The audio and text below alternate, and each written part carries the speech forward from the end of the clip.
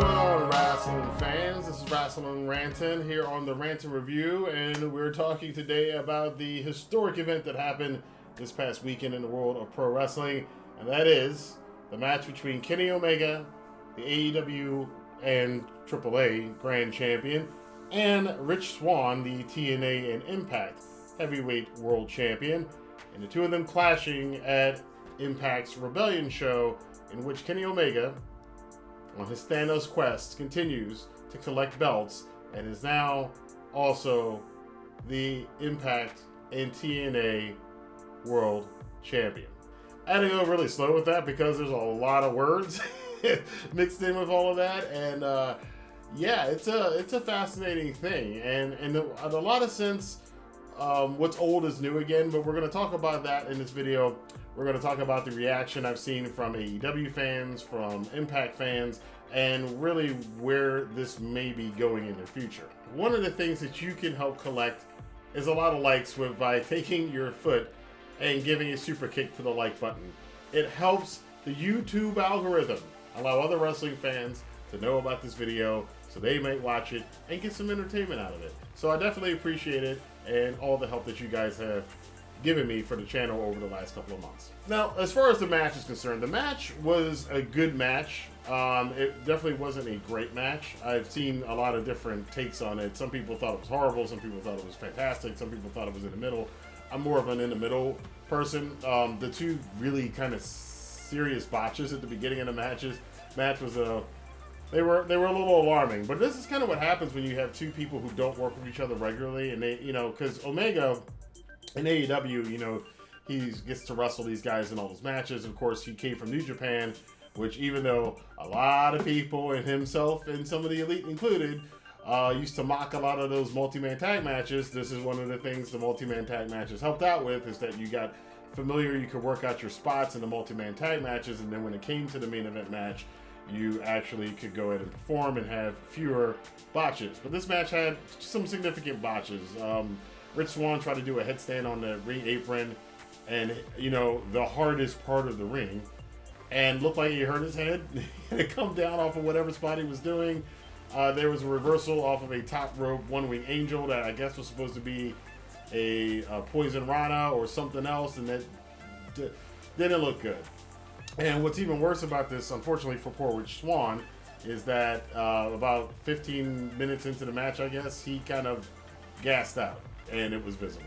I mean, literally, he would go to do kicks, and it looked like he was moving in molasses. Now, this is kind of funny because the guy he's wrestling, for those of us who have been watching Kenny Omega for a number of years, that 15 minutes is not going to gas out Kenny Omega. For God's sakes, we've seen this guy wrestle at full speed for 70 minutes in front of 10,000 people before in a main event high profile match. So Omega was not going to slow down. This is one of the clearer signs or showings of somebody having to carry a match than you will ever see in wrestling, because Omega literally was carrying this match for the last 5 to 7 minutes.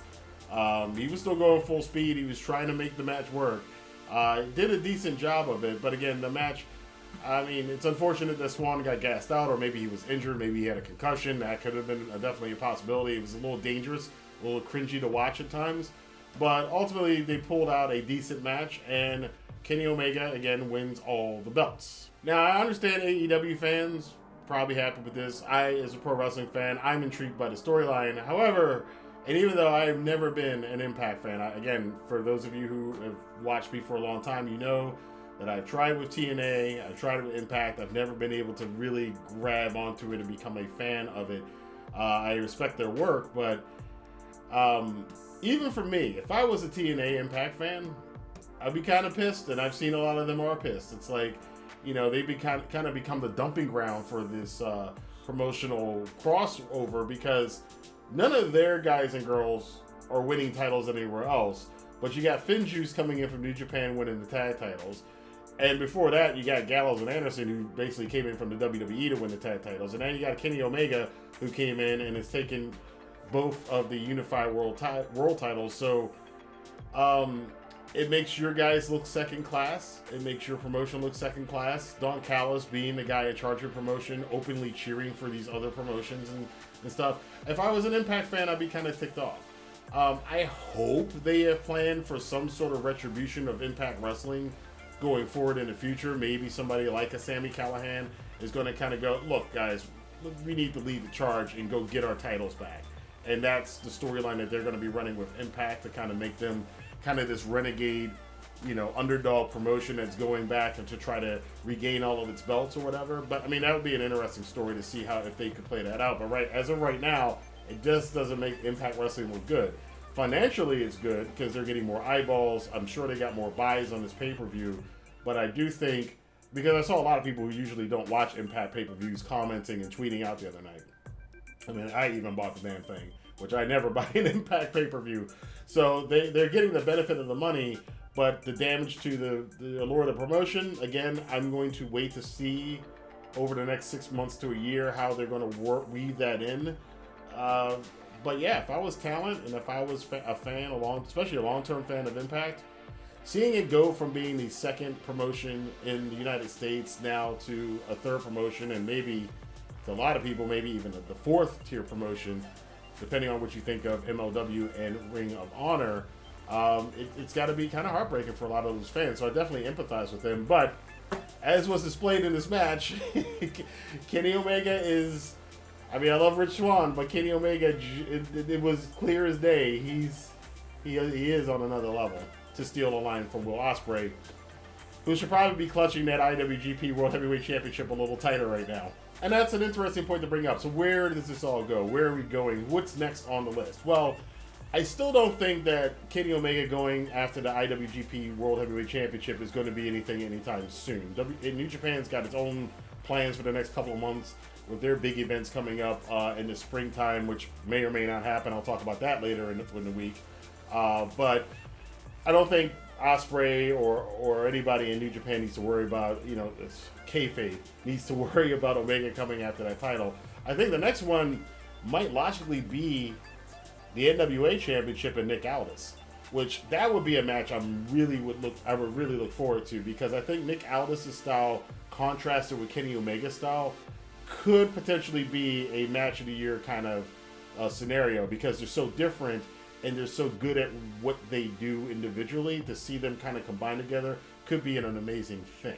After that, I mean, who knows? It's up in the air. Of course, Omega's got his own stuff to deal with Eddie Kingston and Jon Moxley and Christian Cage back in AEW, and Hangman Page, who has been the number one contender in AEW for about a month now and has not gotten a title shot. So there's the stuff is racking up for Omega.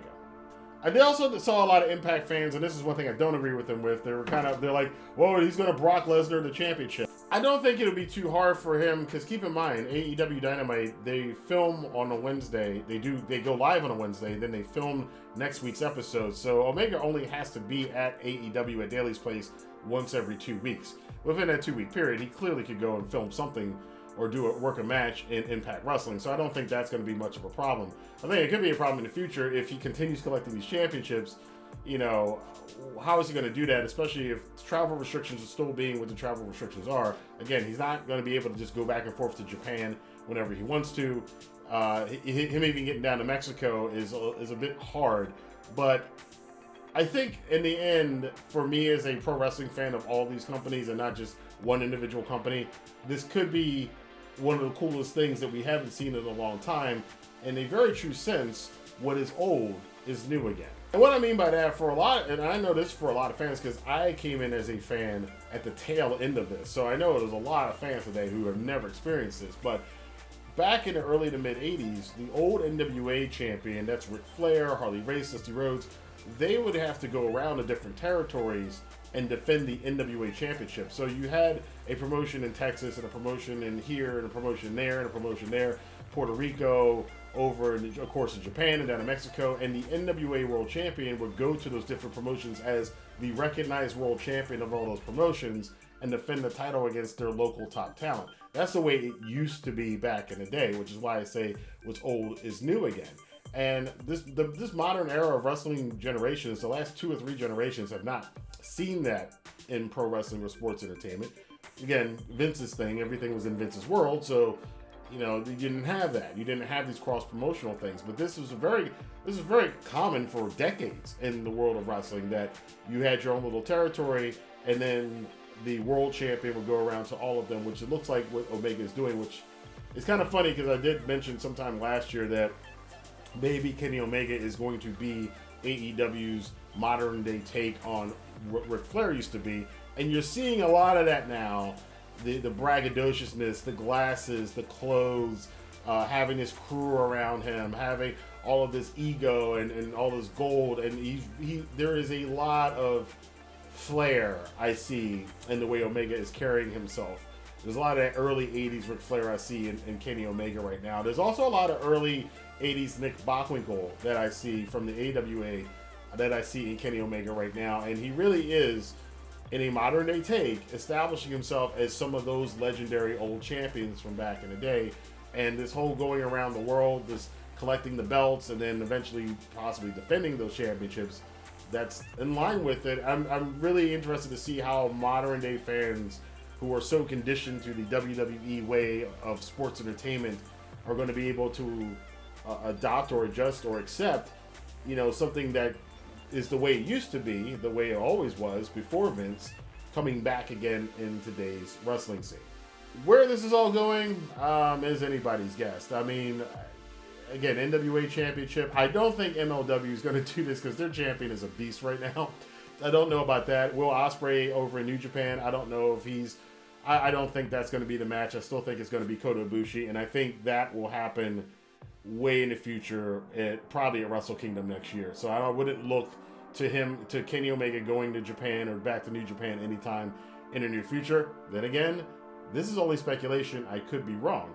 He could shock us all and show up at one of these stadium shows, if New Japan is still going to have those stadium shows in the next month or so. But I want to know what you guys think about Kenny Omega continuing his Thanos quest, collecting those gems, collecting those Infinity Stones, those World Championships, and becoming really a true World Heavyweight Champion. Let your voice be heard in the comment box below. Of course, this is my channel, so I've always got some free goodies down for you guys in the description box, so check out some of that free stuff and get it while you can. Those offers are limited and will be expiring pretty soon, but until then, I will see you guys on here for more news, rumors, and reviews on the Rantin Review.